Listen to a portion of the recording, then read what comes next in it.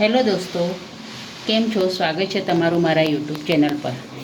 આજે હું spicy Schezwan pasta બનાવવાની છું.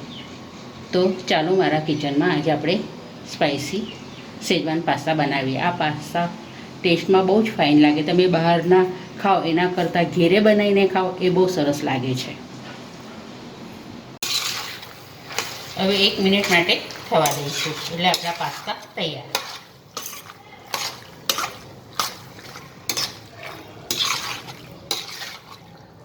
મેં એક તપેલામાં પાણી મૂક્યું છે ગરમ કરવા. ગરમ થઈ ગયું છે. હવે એમાં આપણે મીઠું નાખીશું. લગભગ 1 ચમચી જેટલું મીઠું નાખવાનું છે અને અડધી ચમચી જેટલું તેલ નાખવાનું છે. 1 કટોરી ભરીને મેં પાસ્તા લીધા છે. પ્લેન પાસ્તા છે એ હવે આપણે આમાં નાખી દઈશું. હવે આને આપણે 90% જેટલા બફાય એ રીતના કરવાના છે. મેં 4 મોટા ટમેટાં લીધા છે. હવે એની આપણે પેસ્ટ બનાવી લઈશું. પાસ્તા બફાઈ ગયા છે. હવે આપણે એને કાઢી લઈશું. ગેસ બંધ કરી દીધો છે.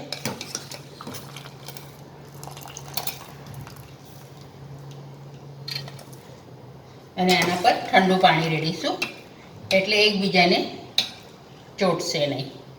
મેં કઢાઈ ગરમ કરવા મૂકી છે. એમાં લગભગ 2 ચમચી જેટલું આપણે તેલ નાખીશું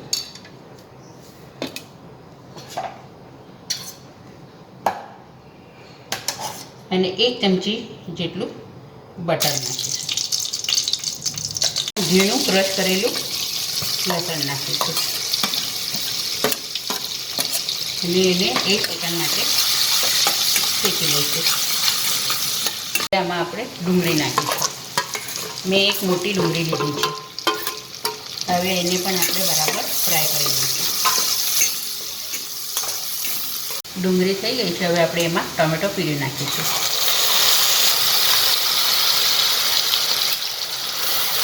હવે આને લગભગ 4 મિનિટ માટે થવા દઈશું.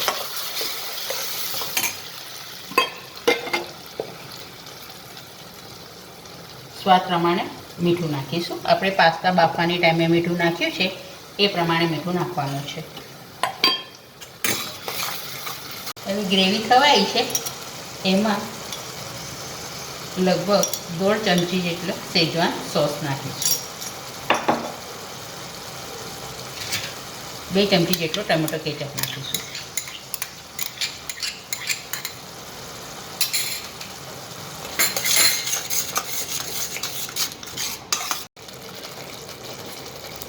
એક ચમચી જેટલું લાલ મરચું પાવડર નાખીશું અને 1 ચમચી ધાણા જીરું પાવડર નાખીશું.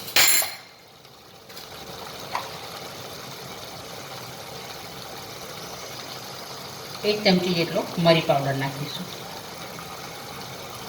અડધી ચમચી જેટલું મિક્સ હર્બ નાખીશું. હવે આ બધું મિક્સ કરી દઈશું આપણે. તૈયાર થઈ ગઈ છે. હવે એમાં આપણે પાસ્તા નાખીશું.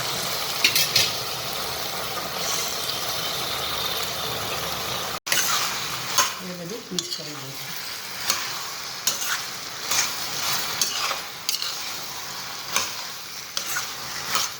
આપણે પાસ્તા બાફ્યા હતા એ પાણી થોડું આમાં નાખીશું.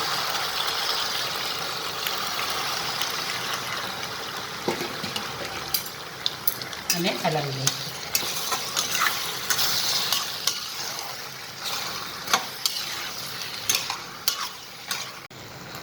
મેં 2 ચીઝ ક્યુબ લીધા છે એ આમાં આપણે છીણી લઈશું.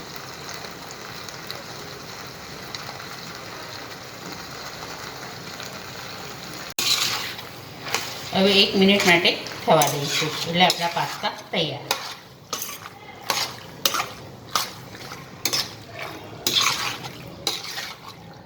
તૈયાર છે સ્પાઇસી શેઝવાન પાસ્તા. આજે મેં સ્પાઇસી શેઝવાન પાસ્તા બનાવ્યા છે. આ વિડીયો જોઈને લાઈક કરજો, શેર કરજો. ચેનલ પર નવા હો તો સબસ્ક્રાઈબ જરૂરથી કરજો.